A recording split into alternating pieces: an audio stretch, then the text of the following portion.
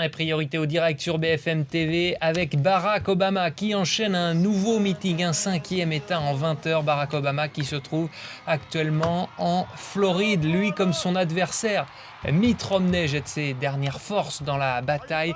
Rythme effréné. Mitt Romney donc a enchaîné un déplacement surprise en Pennsylvanie. Harold Iman, spécialiste de la politique internationale, nous a rejoint en plateau.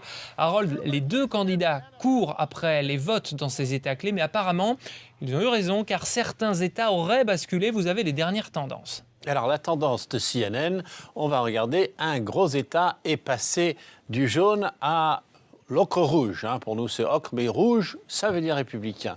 Et donc 15 grands électeurs de plus pour Mitt Romney. Alors, dans la nouvelle projection, Barack Obama reste quand même à 237, il est devant Romney, mais attention, on le voyait là à l'instant en Floride, eh bien, s'il ne gagne pas la Floride, donc que la Floride passe chez Romney, et qu'il ne gagne pas l'Ohio, où quand même il est un tout petit peu devant, mais c'est trop peu pour être certain, eh bien là, il pourrait carrément perdre l'élection. Donc, si vous voulez, ce passage de la Caroline du Nord vers Romney va galvaniser les candidats dans ces zones-ci. Et particulièrement le duo infernal de la Floride et de l'Ohio. Infernal par son rythme qui leur impose.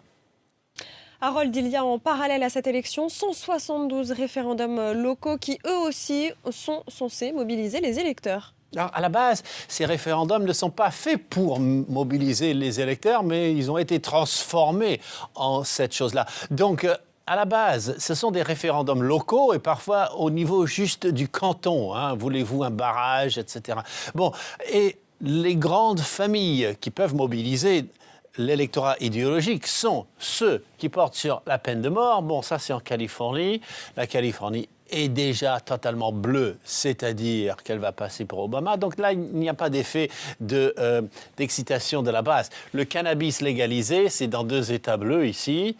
Le mariage homosexuel, là, ça commence à compter. Bon, dans l'État de Washington, on en parle. Dans l'État de Minnesota aussi, mais au Maryland aussi.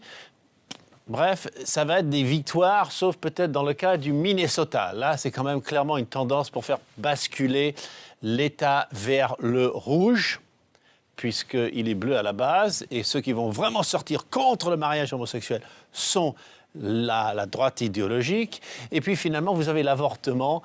Il faut restreindre les fonds fédéraux pour l'avortement. Et là, on a mis ce référendum sur le bulletin en Floride. Et là, c'est clairement fait pour faire sortir les derniers, le banc et l'arrière-banc de la droite idéologique pour stopper Barack Obama dans cet État. Merci à vous, Harold Iman. Merci également à vos cartes et à vos pictogrammes. On reste